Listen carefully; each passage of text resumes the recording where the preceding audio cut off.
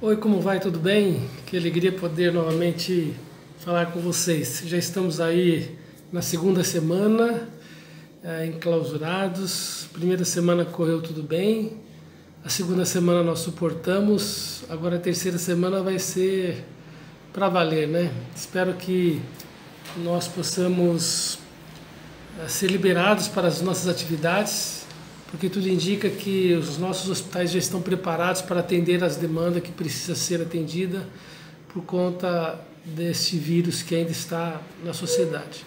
Mas a nossa confiança está no Senhor. Nós não precisamos ter receios, porque Deus está conosco. Quero falar para vocês algo interessante. Eu tenho uma sobrinha chamada Priscila. Ela é filha da Rosimeire, irmã da Rosíris. Ela trabalha no hospital público de Santos, e ela trabalha na UTI de Santos. Ela tem em torno de, acho que 40 anos de idade, não tenho certeza, mas está nessa faixa etária. Ela tem 2 filhos, uma menina de 11 anos e um menino de uns 6 anos de idade. O marido, e todos já pegaram coronavírus, todos. Ela nem entrou em quarentena, ela continua trabalhando e está bem. E de fato ela teve alguns sintomas bem leves, bem simples. Ela teve uma coriza, um pouquinho de dores no corpo, que não passou de 2 dias. Ela percebeu que estava com coronavírus porque ela perdeu o olfato e o paladar. E já está bem. Então, aqueles que são jovens realmente não precisam temer contrair esse vírus, porque o próprio organismo vai agir de forma que os anticorpos irão vencer o vírus.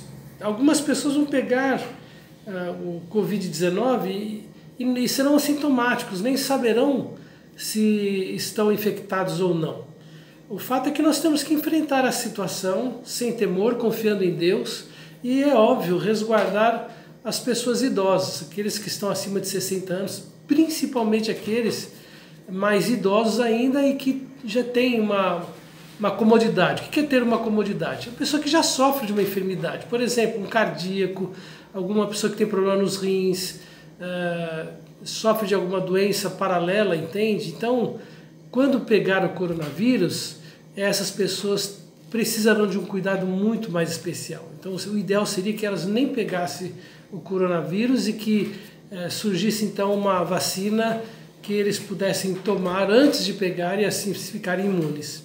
Mas eu estou compartilhando isso para vocês saberem que a situação é grave, mas ao mesmo tempo ela é suportável. Nós temos que enfrentá-la com coragem e na dependência de Deus.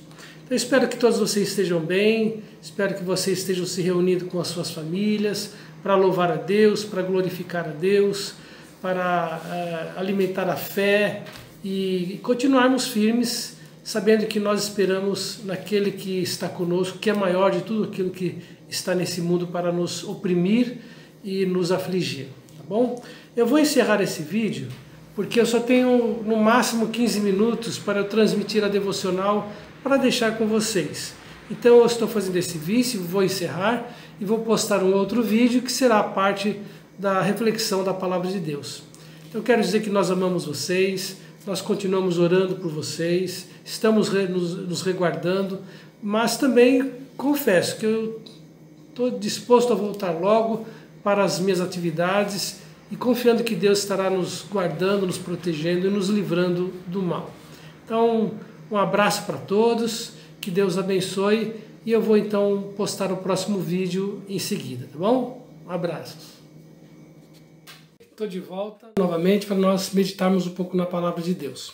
Vamos baixar as nossas cabeças e vamos orar nesse momento? Querido Deus, obrigado porque o Senhor é o nosso Deus e nos deixou a Tua Palavra, que ela é perfeita, completa, verdadeira e ela é suficiente para a nossa vida. E obrigado porque nós a temos, ó Deus, em nossas mãos para conhecer a Ti melhor e conhecer a Tua vontade. Fala conosco através do que a Tua Palavra apresenta para nós neste momento, Senhor. É a nossa oração, no nome de Jesus, o nosso Senhor e Salvador. Amém. Então eu quero compartilhar com vocês, enquanto estamos assim reclusos, compartilhar o texto de Hebreus. E na verdade meu alvo era pregar Hebreus 4, mas como eu queria entender melhor Hebreus 4, eu comecei a ler Hebreus capítulo 1, 2, 3, eu achei melhor começar então a pregar a partir do capítulo 1 e chegar até o 4, pelo menos nesses dias. E eu vou ler apenas os versículos de 1 a 4, e você pode ler o texto completo que vai até o versículo 14, mas eu vou ler só até de 1 a 4, que diz assim: Havendo Deus outrora falado muitas vezes e de muitas maneiras aos pais pelos profetas, nestes últimos dias nos falou pelo Filho, a quem constituiu herdeiro de todas as coisas, pelo qual também fez o universo.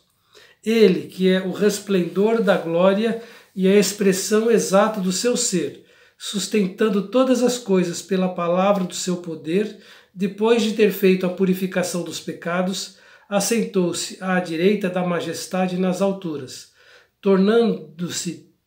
tendo-se tornado tão superior aos anjos, quando herdou mais excelente nome do que eles. Muito bem, então, para nós iniciarmos esta carta, é bom nós entendermos algumas questões básicas.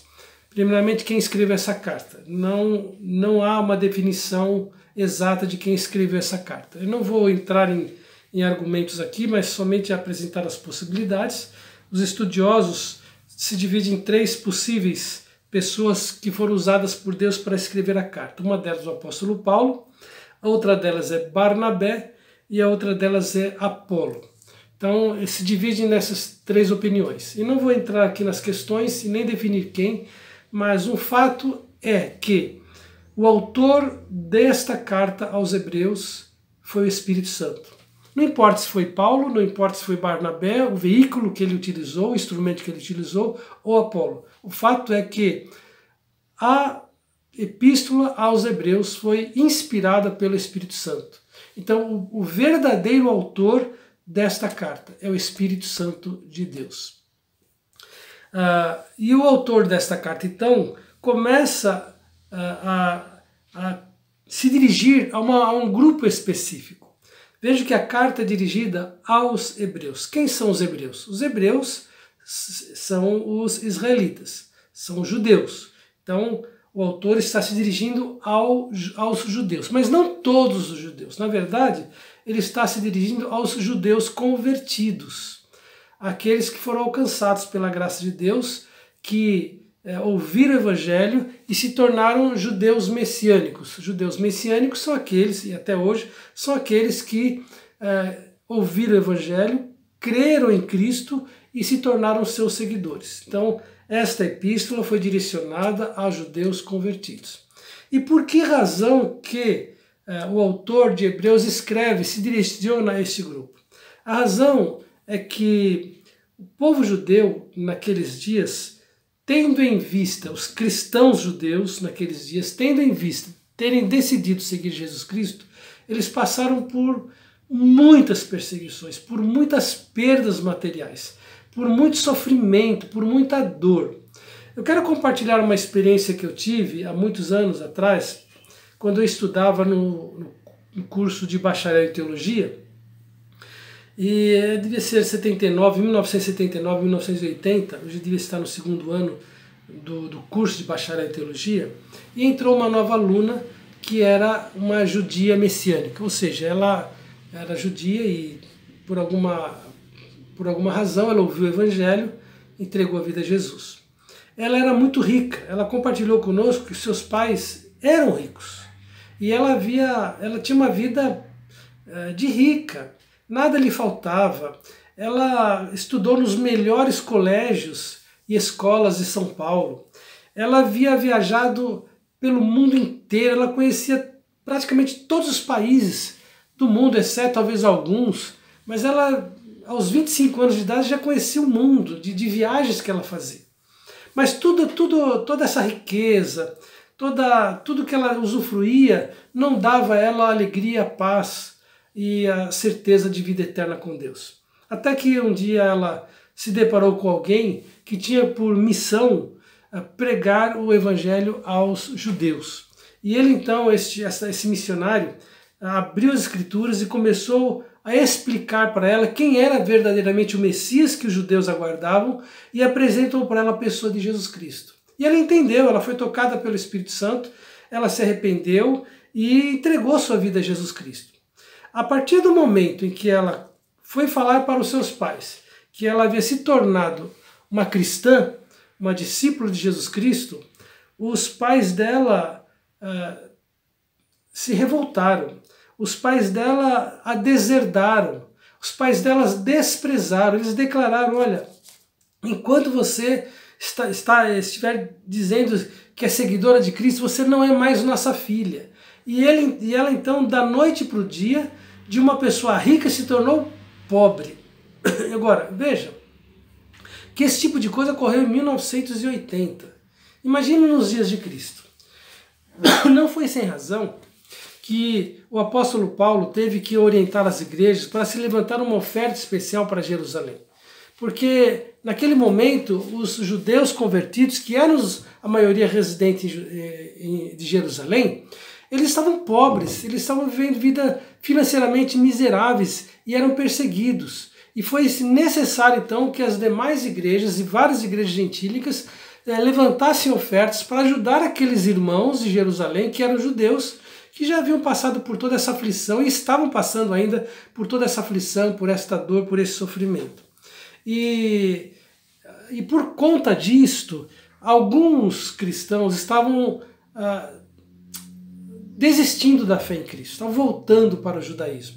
E o autor da carta, então, escreve esta carta para eles, para encorajá-los, para animá-los, para que eles não viessem a desistir de seguir Jesus Cristo e permanecessem fiéis e até o fim como servos de Jesus Cristo.